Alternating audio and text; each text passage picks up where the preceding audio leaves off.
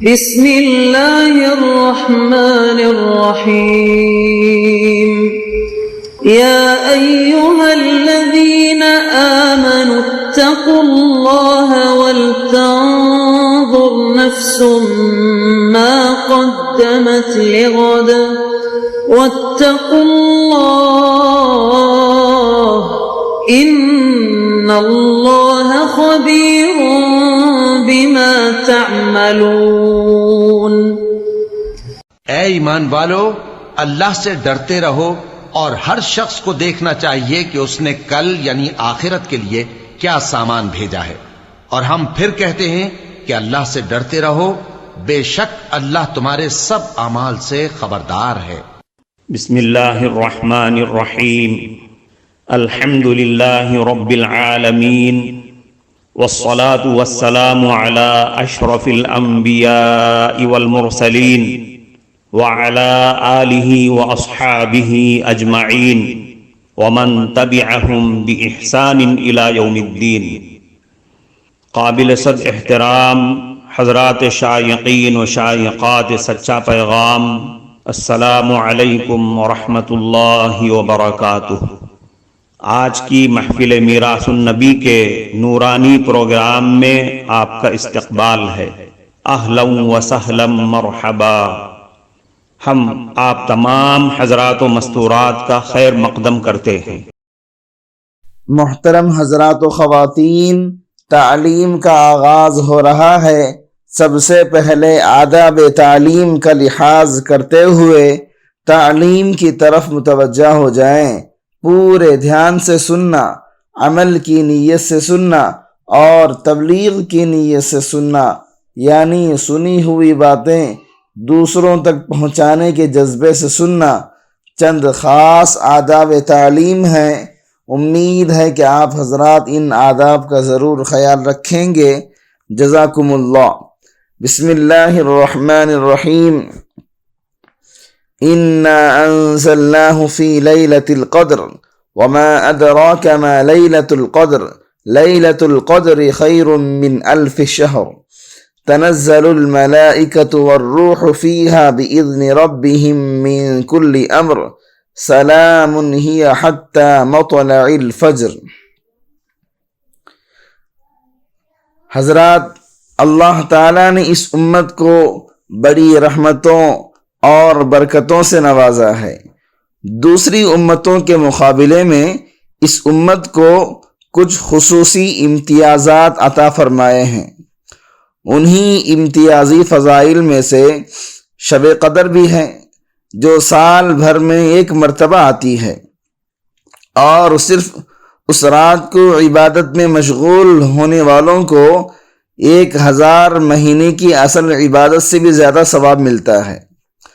قرآن کریم کی جو سورت میں نے تلاوت کی ہے، اس میں اللہ تعالیٰ فرماتا ہے کہ لیلۃ القدر 1000 مہینوں سے زیادہ بہتر ہے۔ اس میں زیادہ کی کوئی حد مقرر نہیں فرمائی کہ کتنی زیادہ ہے۔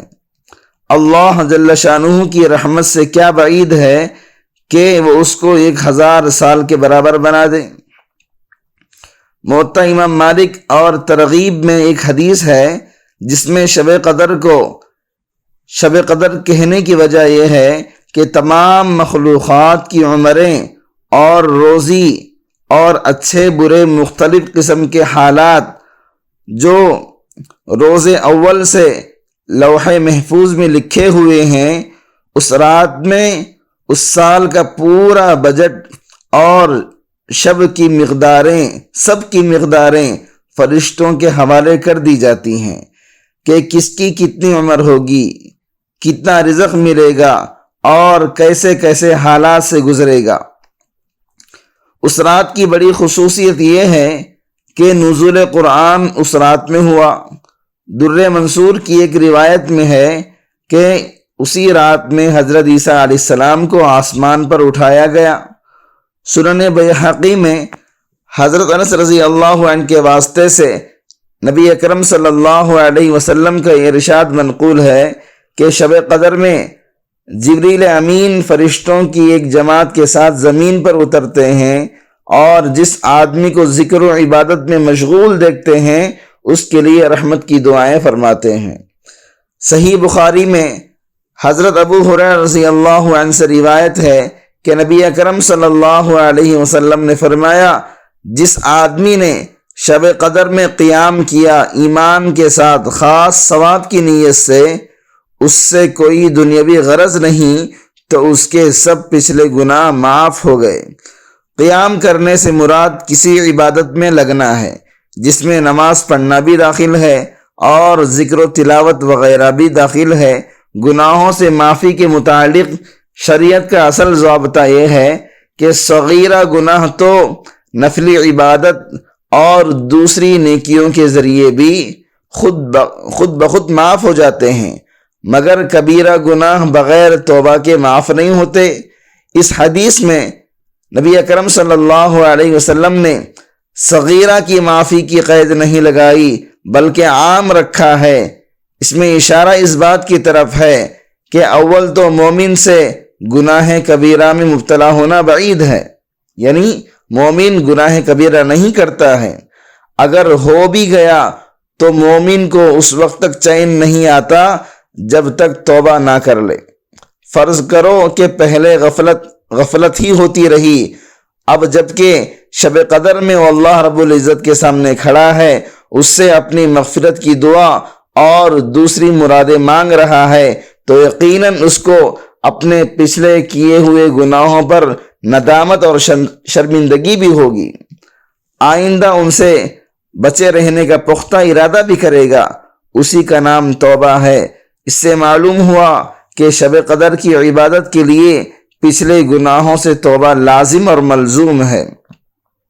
محترم ناظرین کرام، اس دینی اور ایمانی بیان کو سننے کے دوران ہی اس کو لائک کر دیجئے اور شیئر بھی کر دیجئے تاکہ دوسرے بھی اس سے فائدہ اٹھا سکیں۔ اللہ آپ کو جزائے خیر عطا فرمائے۔ اس اخیر عشرے میں آخری عشرے کی اہم عبادتوں میں سے ایک اہم عبادت اعتکاف کی عبادت بھی ہے۔ اعتکاف کہتے ہیں مسجد میں اعتکاف کی نیت کر کے ٹہرنے کو۔ حنفیہ کے نزدیک اس کی 3 قسمیں ہیں۔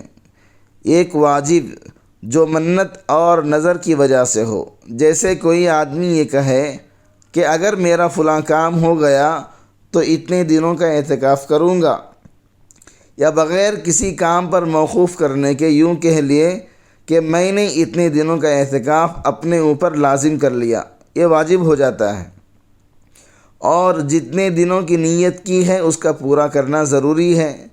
دوسری قسم سنت ہے جو رمضان کے آخر عشرے کا ہے۔ نبی کریم صلی اللہ علیہ وسلم کی عادت شریفہ ان ایام کے اعتکاف فرمانے کی تھی۔ تیسرا اعتکاف نفل ہے جس کے لیے نہ کوئی وقت نہ ایام کی مقدار، جتنے دن کا چاہے کر لے، حتیٰ کہ اگر کوئی آدمی تمام عمر کے اعتکاف کی نیت کر لے تب بھی جائز ہے۔ البتہ کمی میں اختلاف ہے کہ امام صاحب کے نزدیک 1 دن سے کم کا جائز نہیں، لیکن امام محمد رحمۃ اللہ علیہ کے نزدیک تھوڑی دیر کے لیے بھی جائز ہے اور اسی پر فتویٰ ہے۔ اس لیے ہر آدمی کے لیے مناسب ہے کہ جب مسجد میں داخل ہو اعتکاف کی نیت کر لیا کرے کہ اتنے نماز وغیرہ میں مشغول رہے، اعتکاف کا بھی ثواب رہے گا۔ بزرگان دین کو ہمیشہ اس بات کا اہتمام رہا ہے کہ جب وہ مسجد میں تشریف لے جاتے تو دائیں پاؤں اندر داخل کرتے ہی اعتکاف کی نیت کر لیا کرتے تھے۔ اعتکاف کا بہت زیادہ ثواب ہے اور اس کی فضیلت اس سے زیادہ کیا ہوگی کہ نبی کریم صلی اللہ علیہ وسلم ہمیشہ اس کا اہتمام کیا کرتے تھے۔ معتکف کی مثال اس آدمی کی طرح ہے کہ کسی در پر جا پڑے، جب تک میری درخواست قبول نہ ہوگی اس در سے نہیں ہٹوں گا۔ اگر حقیقت میں یہی حال ہو تو سخت سے سخت دل والا بھی پسیج جاتا ہے، اور اللہ جل شانہ کی کریم ذات تو بخشش کے لیے بہانہ ڈھونڈتی ہے، بلکہ بے بہانہ بھی رحمت فرما دیتے ہیں۔ اس لیے جب کوئی آدمی اللہ کے دروازے پر دنیا سے منقطع ہو کر الگ ہو کر جا پڑے تو اس کے نوازے جانے میں کیا تأمل ہو سکتا ہے، کیا شک ہو سکتا ہے؟ اللہ جل شانہ جس کو اکرام فرما دے اس کے بھرپور خزانوں کا بیان کون کر سکتا ہے؟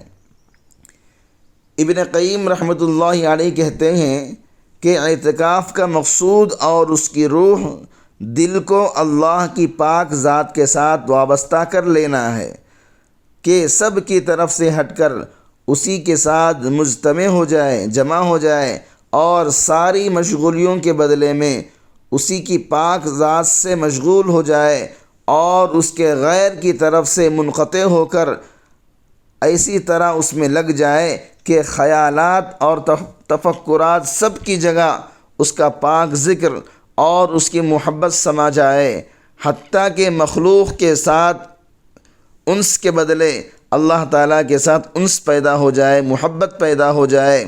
یہ انس قبر کی وحشت میں کام دے گا۔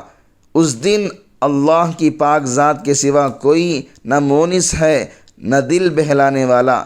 اگر دل اس کے ساتھ مانوس ہو چکا ہوگا تو کس قدر لذت سے وقت گزرے گا۔ کفارہ مجلس کی دعا پڑھ لیجئے۔ سبحانک اللہم و بحمدک اشہد ان لا الہ الا انت استغفرک و اتوب الیک۔